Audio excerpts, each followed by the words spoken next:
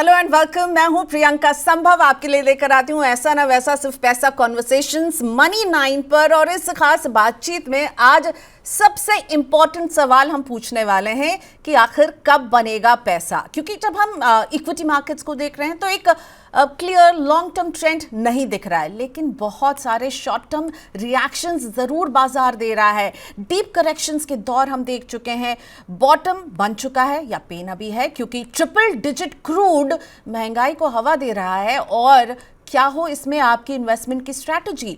अगर आप सिप करते हैं तो क्या करें? मार्केट में पैसा अभी डालें या कुछ लोग कह रहे हैं कि जरा सा रुक जाते हैं? तो मेरे साथ इन तमाम सवालों का जवाब देने के लिए ऐसे दिग्गज हैं जिन्होंने बाजार के कई फेजेस को देखा है और वो इस फेज को कैसे देख रहे हैं उनसे ही समझते हैं। Let's welcome Kotak Mahindra asset management company के मैनेजिंग डायरेक्टर नीलेश शाह जी का। थैंक यू सर, आपने टाइम निकाला। नीलेश सर, हम सभी जानते हैं प्रधानमंत्री की इकोनॉमिक एडवाइजरी काउंसिल के पार्ट टाइम मेंबर हैं, कोटक म्यूचुअल फंड को हेड करते हैं। 1.5 करोड़ से ज्यादा इन्वेस्टर्स जो हैं इन पर भरोसा दिखाते हैं। 6 लाख करोड़ से ज्यादा का AUM मैनेज करती है इनकी टीम, इनकी लीडरशिप में। थैंक यू सर, आपने वक्त निकाला हमारे लिए। तो सबसे पहले हमने जो 5 राज्यों के चुनाव में एक डिसाइसिव मैंडेट आते हुए देखा है, तो सरकार का रिफॉर्म का एजेंडा आपको क्या लग रहा है बिल्कुल सही दिशा में जा रहा है? बहुत ही पुख्ता हुआ है इस तरह का क्लियर मैंडेट? और क्योंकि आप पॉलिसी लेवल मेकिंग में भी आपका भी रोल रहता है, तो ये जो रिफॉर्म की पिच में अब आपको क्या लग रहा है? बाजार जो बहुत सारी टेंशन है उनको पीछे छोड़ते हुए आगे बढ़ते हुए दिखेंगे सर? प्रियंका जी, जो नतीजे आए हैं वो वाकई डेमोक्रेसी के लिए एक मिसाल है। एक सीट तो सिर्फ एक वोट के मार्जिन से डिसाइड हुई, तो डेमोक्रेसी के लिए ये अच्छा है।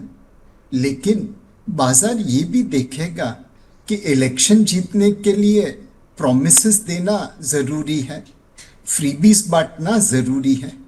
डेवलपमेंट करके सरकार बने या नहीं बने उसकी आशंका है, बट फ्रीबीज बांट के सरकार बनती है वैसा तो पक्का दिख रहा है। तो मार्केट हमेशा एक टाइट रॉप वॉकिंग करेगा। फ्रीबीज बांटना भी ज़रूरी है डेमोक्रेसी में, लेकिन अधिकतर एक लिमिट से अधिक हो गया तो वो नेगेटिव हो जाता है। डेवलपमेंट करना भी ज़रूरी है और ऑब्वियसली मार्केट बड़ी कुशलता से कैसे ये पांचों स्टेट में बैलेंसिंग होती है उसके ऊपर नज़र रखेगा। एनीवे, आज की तारीख में मार्केट को स्टेट इलेक्शन के नतीजों से ज़्यादा मिडिल ईस्ट में क्या होता है, ऑयल के दाम कहाँ पे हैं, रुपया कहाँ पे है, वहाँ पे ज़्यादा ध्यान है।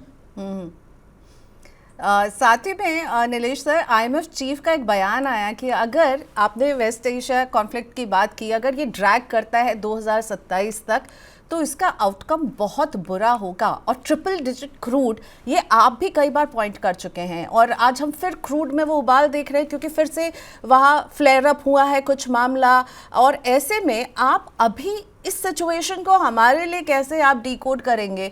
अभी इंडियन इन्वेस्टर के लिए क्या मैसेज है? अभी तो दिल थाम कर ही बैठने के अलावा कुछ और करने का रास्ता नहीं दिख रहा है। अनडाउटेबली प्रियंका जी, जब भी ऑयल के दाम ऊपर जाते हैं हमारी इकोनॉमिक कुंडली में राहु काल चालू होता है। ऑयल, गैस, फर्टिलाइजर ये हम ज़्यादातर इंपोर्ट करते हैं। आज उनकी अवेलेबिलिटी पे संशय है। प्राइस ट्रिपल डिजिट में पहुंच गया है ऑयल के लिए। फर्टिलाइजर हम तकरीबन $940 पे खरीद रहे हैं और किसान को $60 पे बेच रहे हैं। तो क्लियरली इंडियन इकोनॉमी के लिए राइजिंग ऑयल प्राइसेस एक बहुत ही बड़ा संकट है और मार्केट इस चीज को प्राइस करने की कोशिश कर रहा है। नॉर्मली मार्केट में युद्ध खत्म होने से पहले बॉटम बनती है। ये कारगिल के युद्ध में देखा था, यह रशिया यूक्रेन युद्ध में भी देखा है। सो मार्केट ये अनुमान लगा रहा है मिडिल ईस्टर्न क्राइसिस कितनी अवधि के लिए है। मार्च, अप्रैल और मई ये 3 महीने तो ऑलरेडी क्राइसिस के हो रहे हैं। अगर ये पूरा साल चलता है अनडाउटेबली ये कोविड से भी बड़ा क्राइसिस बन जाएगा।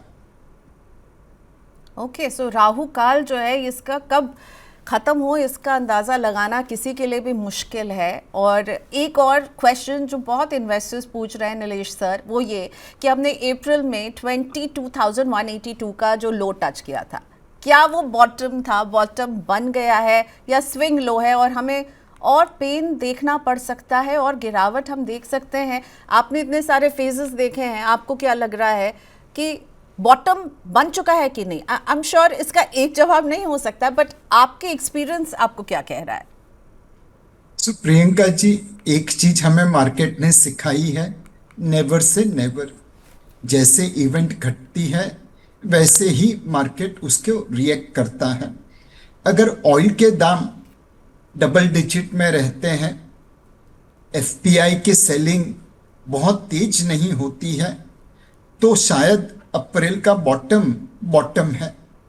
बट अगर रुपया गिरता है, ऑयल के दाम ऊपर जाते हैं, एफपीआई की सेलिंग चालू रहेगी, तो वो बॉटम भी टूट सकता है। और अभी तो यही आंकड़े बता रहे हैं कि एफआईआईज ने अभी तक के जो 4 महीने उसमें बिकवाली ही वो करते जा रहे हैं। और आपने कहा पिछले कोविड साल से से ज्यादा सिर्फ ये 4 महीने में उन्होंने बिकवाली कर दी है। तो सर पेन तो अभी बहुत बाकी है, मुझे लग रहा है हमें और बुरे दिन देखने को मिल सकते हैं। सी पेन की डेफिनेशन क्या? अगर ये युद्ध आज खत्म हो जाए तो ये बेरेबल पेन है। अगर ये युद्ध चलता ही रहे तो ऑब्वियसली पेन की मात्रा बढ़ती जाएगी। 1990 में, 90 के दशक में जब गल्फ वॉर चालू हुआ था, सद्दाम हुसैन ने कुवैत का इन्वेजन करके, तो हमें अपना गोल्ड गिरवी रख के फॉरेन एक्सचेंज लोन उठानी पड़ी थी। आज भारत के पास $700 बिलियन रिजर्व है, तो ऐसा माहौल नहीं आएगा। बट हम 4.5 मिलियन बैरल ऑयल प्रतिदिन इंपोर्ट करते हैं। अब अगर ऑयल $60 से $100 पहुंच गया तो $40 इंटू 4.5, तकरीबन $180 मिलियन का सिर्फ इंपोर्टेड ऑयल का कॉस्ट है। अब महीने के अंदर ये $5.4 बिलियन या मोटा मोटा 50,000 करोड़ रुपया हो जाता है। उसके बाद आप गैस लगाइए, उसके बाद आप फर्टिलाइजर लगाइए, मोटा मोटा ये कॉस्ट तकरीबन 70 से 80,000 करोड़ रुपए का प्रति माह का हो सकता है, डिपेंडिंग अपॉन कितना ऑयल इंपोर्ट करते हैं, क्या दाम पे इंपोर्ट करते हैं। कुछ महीनों के लिए ये पेन बेरेबल है, लंबा चला तो अनडाउटेबली पेन की मात्रा बढ़ जाएगी और बेयर करना मुश्किल होगा। नीलेश सर, आपने कहा कि हम कोविड से भी वर्स्ट सिचुएशन देख सकते हैं अगर ये वॉर जो है खिंचती है लंबी, ठीक है। क्रूड की हमने बात की और रुपए की कमजोरी, तो हम we are staring at a current account deficit की टेंशन, हम एक इम्पोर्टेबल जो है उसको बढ़ते हुए देखेंगे। ऐसे में आपको क्या लग रहा है अभी भारतीय बाजारों के लिए कहाँ कहाँ आप रिस्क देख रहे हैं और क्या रास्ता हो सकता है? आप क्या सजेस्ट करेंगे? चुनौतियां तो कई नजर आ रही हैं, तो रिस्क आप कहाँ कहाँ देख रहे हैं और उसको टैकल करने का तरीका कुछ है या अभी हमें बस वेट एंड वॉच करना है? सो प्रियंका जी, अब ये वॉर कब खत्म होगी किसे नहीं पता। ट्रंप साहब क्या करेंगे उसके मामले में तो बॉलीवुड का डायलॉग फेमस है, डॉन को समझना मुश्किल ही नहीं नामुमकिन भी है। अब एज ए निवेशक आपको एक कॉल लेना पड़ेगा कि ऑयल के दाम क्या हमेशा इतने ऊपर रहेंगे। अगर मिडिल ईस्ट का ऑयल इंफ्रास्ट्रक्चर इस युद्ध में इंपैक्ट नहीं होता और यूएई जो ओपेक से बाहर निकला है वह अपनी इकोनॉमी रीबिल्ड करने के लिए ऑयल प्रोडक्शन बढ़ा दे 3.5 मिलियन बैरल पर डे से 5 मिलियन बैरल पर डे, तो ऑटोमेटिकली ऑयल के दाम नीचे आ सकते हैं। ऑयल के जो फ्यूचर है वह भी ये बताते हैं कि दिसंबर के आसपास ऑयल नीचे आ जाएगा। तो आपको इस वक्त एक असेट एलोकेशन स्ट्रैटेजी को फॉलो करना होगा। इस प्रकार की कंपनीज में निवेश करिए जिन्हें इस युद्ध की बहुत ज़्यादा इम्पैक्ट नहीं होती, और कुछ हद तक आपको कॉन्ट्रा खेलना पड़ेगा।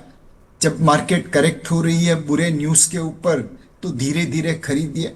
एक साथ नहीं, धीरे धीरे खरीदिए, अपने असेट एलोकेशन के धर्म का पालन करिए, अच्छी क्वालिटी की कंपनी में निवेश करिए। और अगर मार्केट ऊपर भाग रहा है बिकॉज पॉजिटिव न्यूज आ रही है युद्ध के बारे में, ऑयल के दाम नीचे आ रहे हैं, तो थोड़ी प्रॉफिट बुक कर लीजिए। मेरे हिसाब से ये मार्केट कॉन्ट्रा खेलने का है। अच्छे न्यूज और अच्छे प्राइस दोनों एक साथ नहीं आते, ये सोच समझ के आपको निवेश करना है। एक चिंता जो क्रूड को लेकर है और इससे जुड़े हुआ है महंगाई, इससे जुड़ी हुई है पेट्रोल और डीजल की कीमतें। सरकार भी कह रही कि अब जो ओएमसीज हैं वो जितना उनको लॉस हो रहा है उसके लिए उनके पास अभी कोई प्लान नहीं है। कब तक सरकार इसको अब्जॉर्ब करती रहेगी और क्या हमें तैयार हो जाना चाहिए पेट्रोल और डीजल की महंगाई के लिए? सो नॉर्मली जब ऑयल के दाम ऊपर जाते हैं, उसकी जो शेयरिंग करनी होती है, एक कंज्यूमर करेगा, दूसरा कॉर्पोरेट इंडिया करेगा, तीसरा गवर्नमेंट करेगा, और चौथा कई बार टेम्पररी बेसिस के ऊपर ऑयल मार्केटिंग कंपनीज करती हैं। हम बहुत कम ऑयल प्रोड्यूस करते हैं, तो जब ऑयल के दाम ऊपर जाते हैं तो विंडफॉल टैक्स लगता है ऑयल प्रोड्यूसर के ऊपर, और उनकी बढ़ती हुई इनकम में से थोड़ा पैसा सरकार ले लेती है। तो आज नहीं तो कल ये जो शेयरिंग है बढ़ते हुए ऑयल की कॉस्ट, वह कंज्यूमर, कॉर्पोरेट इंडिया, सरकार और टेम्पररी बेसिस पे ओएमसी, इनको तो शेयर करनी है। अब ये आज होता है, कल होता है, परसों होता है, ये तो सरकार के हाथ में है, इसके ऊपर कॉल लेना मुश्किल है। आपने कहा कि अच्छी क्वालिटी कंपनियों को देखिए, तो कौन से वो सेक्टर्स और थीम है नीलेश सर जिसको आप अभी अट्रैक्टिव मान रहे हैं? एक प्रियंका, ये मार्केट अभी भी कोविड जितना सस्ता नहीं हुआ है। कोविड में मार्च 2020 में बॉटम पे हम 10 टाइम फॉरवर्ड अर्निंग पे थे। आज की तारीख में मार्केट अभी भी 18 टाइम्स 19 टाइम्स फॉरवर्ड अर्निंग पे ट्रेड हो रही है। तो आपको ये मान के निवेश करना है कि ये एक फेयर वैल्यू मार्केट है, ना बहुत सस्ती है कोविड के समय की तरह, ना बहुत महंगी है जैसे 2024 में शायद थी। इस वक्त जो क्षेत्र में आपको ध्यान रखना चाहिए वो डोमेस्टिक फोकस सेक्टर है। एक है बैंकिंग एंड फाइनेंशियल सर्विसेज, दूसरा है सीमेंट एंड इंफ्रास्ट्रक्चर, बिकॉज सरकार वहां पे ज्यादा फोकस करेगी, तीसरा हॉस्पिटल एंड हेल्थ केयर है, चौथा हॉस्पिटैलिटी हो सकता है कि अब लोगों को मिडिल ईस्ट जाके टूरिज्म करने की शायद उतनी आवश्यकता नहीं रहे और वह भारत में खर्चा करे। सो बॉटम अप बेसिस पे आप banking, cement, health care, hospitals, hospitality, इस प्रकार के चुनिंदा क्षेत्र में निवेश कर सकते हैं। आईटी में नीलेश सर एक स्ट्रक्चरल शिफ्ट हम देख रहे हैं और एआई को लेकर के काफ़ी नर्वसनेस है। आप इस पूरे फील्ड को कैसे देख रहे हैं? क्योंकि अगर इस तरह का एक बड़ा शिफ्ट होता है तो उसका जो इमीडिएट शॉर्ट टर्म इम्पैक्ट जो है वो नेगेटिव ही रहता है और वही नज़र आ रहा है, पर ये कब तक सेटल होते हुए नज़र आएगा? और आप इस पूरे एआई के पिक्चर को कैसे देख रहे हैं? प्रियंका जी, इस वक्त हमारा बहुत स्ट्रॉन्ग व्यू नहीं है। हम चीज़ों को ऑब्जर्व कर रहे हैं और कोशिश कर रहे हैं कि एक ओपिनियन बना पाए। इस वक्त हमारी रिसर्च कहती है आईटी में कुछ कंपनीज विनर होगी और कुछ कंपनी लूजर होगी। जो विनर कंपनी है वह अपने एम्प्लॉयज़ को एआई के जरिए प्रोडक्टिविटी बढ़ाने में मदद करेगा। एक एम्प्लॉय शायद 4-5 एम्प्लॉय का काम कर पाएगा। यह बाकी एलएलएम्स को यूज करके ऐप बनाएंगे जिसका उपयोग पूरी दुनिया कर सके। सर्वम जो भारत का एलएलएम है उसको वो यूज करके अगेन ऐप बना सकते हैं, या चैट जीपीटी, जेमिनाई, उस प्रकार के एलएलएम को यूज करके ऐप बनाए।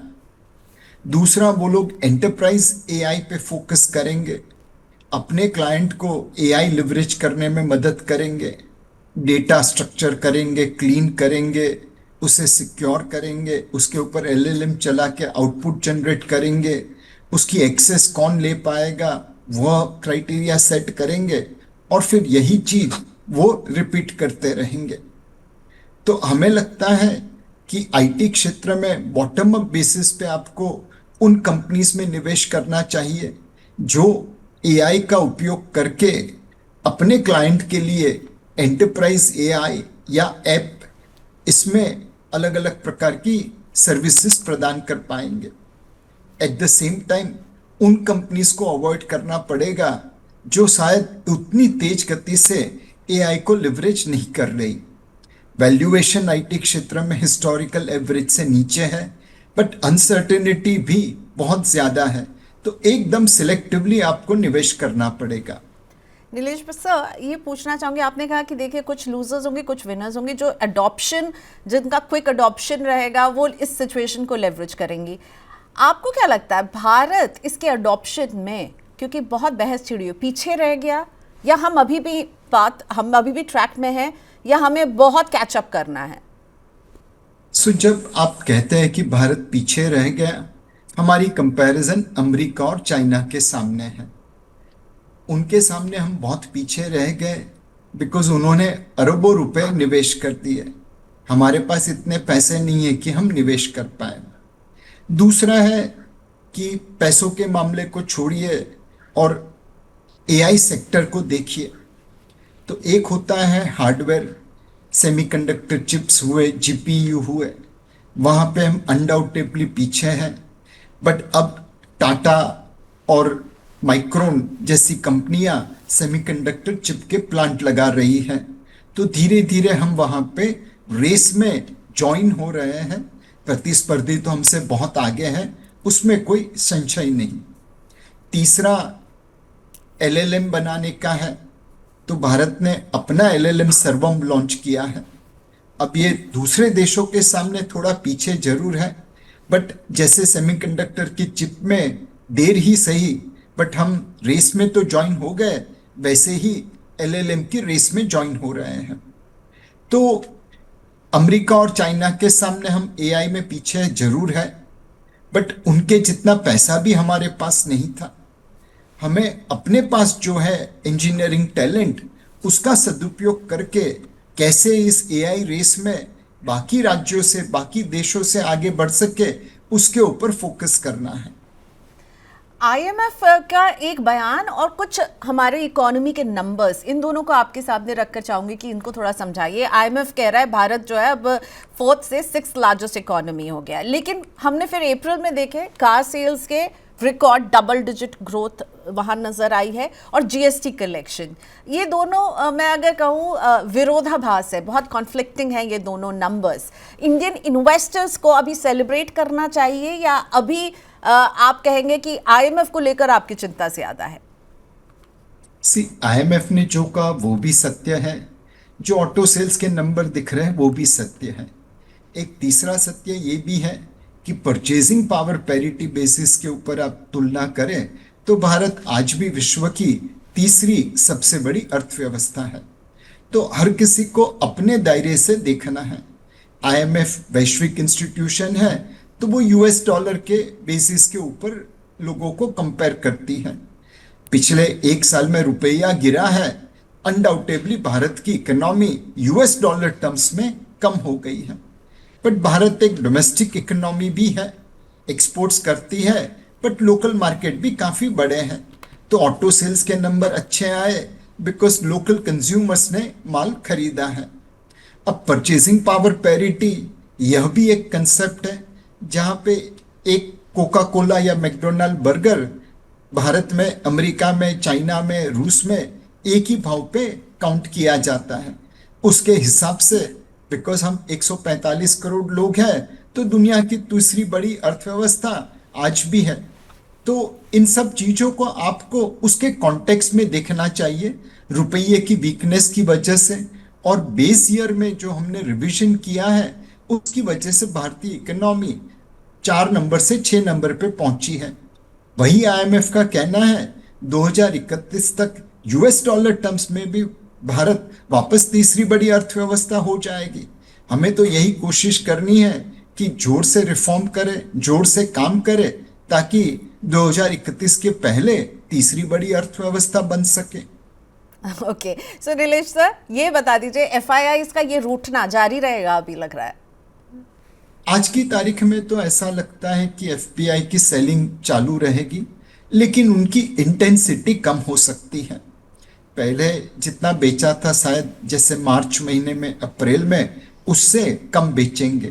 बट आज भी उन्हें दूसरे देशों में अच्छा रिटर्न मिल रहा है, तो ऑब्वियसली भारत में थोड़ी बहुत प्रॉफिट बुकिंग करते रहेंगे। अगर एफपीआई को पॉजिटिव होना है तो उसके लिए दो चीजें चाहिए। एक, निवेशक अमेरिकन इकोनॉमी से पैसा निकाले। जैसे रुपया डॉलर के सामने गिरा है, वैसे ही डॉलर बाकी करेंसीज, यूरो, येन, रेनमिनबी, उसके सामने गिरा है। उस वजह से जैसे विदेशी निवेशक ने भारत में असेट रख के नुकसान किया है, वैसे ही उन्होंने भी किया है। अब हो सकता है कि ये निवेशक अमेरिका से पैसा निकाले। अमेरिका से पैसा निकलता है तो भारत में आने की संभावना बढ़ जाती है। अगर किसी के पास अभी पैसा है और वो लमसम निवेश करना चाहता है, तो अभी क्या लमसम एक साथ पैसा डालने वाला ये बाजार है? इक्विटी अगर वो चुने म्यूचुअल फंड के रास्ते से, तो अभी लमसम पैसा लगाए, स्टैगर्ड तरीके से लगाए? आप क्या स्ट्रैटेजी अपनाने के लिए कहेंगे? प्रियंका जी, हमारा निवेदन तो यही रहेगा, आप अपने असेट एलोकेशन के धर्म का पालन करिए। अगर आप ओवरवेट इक्विटी है तो इस लेवल पे भी थोड़ा प्रॉफिट बुक कर सकते हैं, बिकॉज मार्केट फेयरली वैल्यूड है। अगर आप अंडरवेट इक्विटी है तो धीरे धीरे लेना चाहिए। और न्यूट्रल वेट इक्विटी है, अपनी रिस्क के अनुसार निवेश करके बैठे हैं तो कुछ नहीं करना चाहिए, सिर्फ एसआईपी चालू रखनी चाहिए।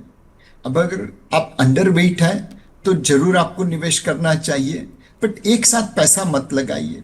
इतनी अनसर्टेनिटी बाजार में है, उतार चढ़ाव आते रहेंगे, तो आप सिस्टमेटिक ट्रांसफर प्लान या एसटीपी के जरिए निवेश कर सकते हैं। आने वाले 3-6 महीनों के आप 12 या 6 इंस्टॉलमेंट बना के निवेश कर दीजिए। मार्केट करेक्ट होता है तो और थोड़ा निवेश कर दीजिए।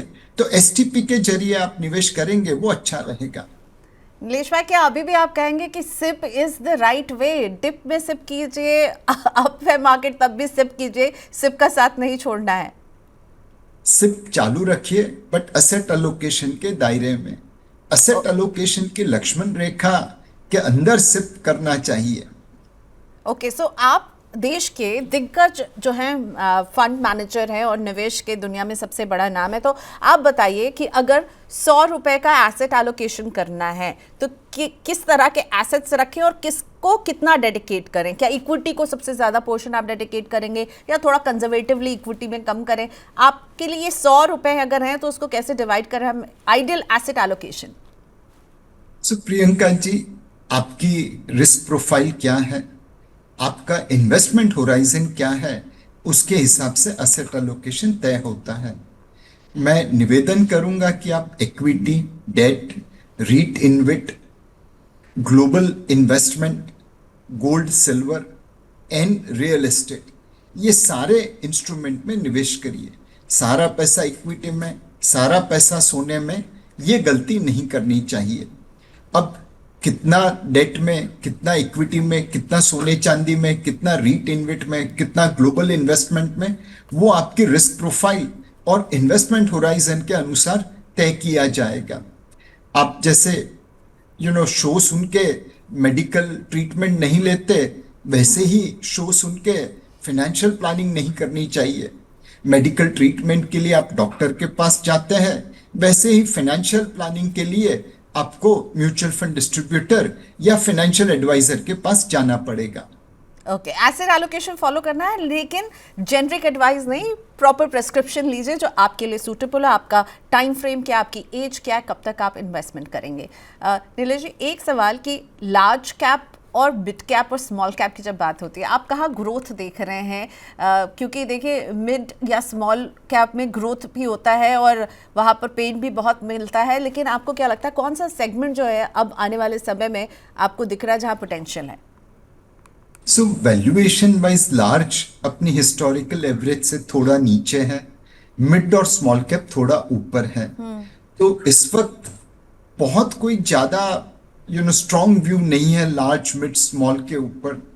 सब अपनी हिस्टोरिकल एवरेज के आसपास ही है, थोड़े ऊपर थोड़े नीचे। तो ये मौका है बॉटम अप सिलेक्शन का। आप वैसी कंपनी में निवेश करिए जहां पे मिडिल ईस्ट क्राइसिस की इम्पैक्ट मिनिमल है, वैल्यूएशन रीजनेबल है और कंपनी के मैनेजमेंट के ऊपर आप विश्वास रख सकते हैं। All right. और सोना और चांदी हमारा फेवरेट रहा, लेकिन अब यहाँ पर शीन थोड़ा सा कम होते हुए आपका क्या व्यू है अभी गोल्ड और सिल्वर? सोने में हम देख रहे हैं कि कुछ सेंट्रल बैंक की सेलिंग है, Russia, Turkey. In central bank को अपनी इकोनॉमी को सपोर्ट करने के लिए सोना बेचना पड़ रहा है और अमेरिकन ब्याज की दरें भी ऊपर गई हैं। तो कुछ समय के लिए सोने में एक करेक्शन या कंसोलिडेशन हुए ऐसा लगता है। बट जैसा मैंने कहा, आप असेट एलोकेशन के अनुसार एक छोटा एक प्रमाण, एक भाग सोने और चांदी में भी लगा सकते हैं।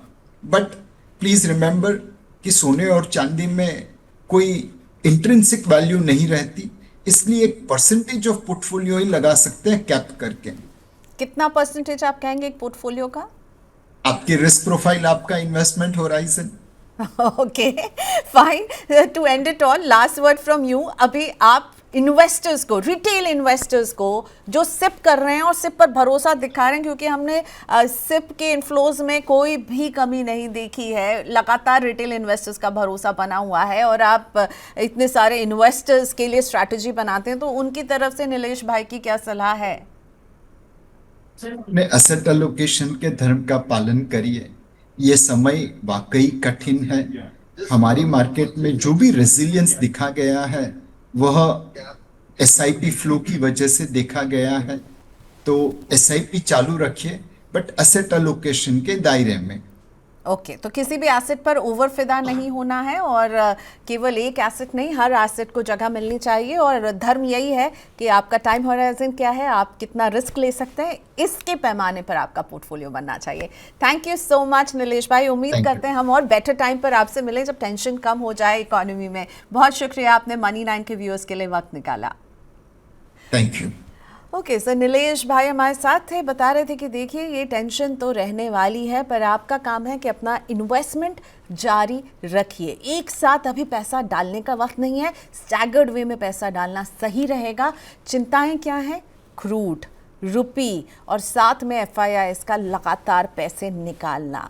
लेकिन अभी अगर आपका पैसा है बाजार में तो उसे रहने दीजिए, अगर आपको उसकी ज़रूरत नहीं है, इन्वेस्टमेंट जारी रहना चाहिए। Thank you for watching us. आपके कमेंट्स का इंतज़ार रहेगा। नमस्कार।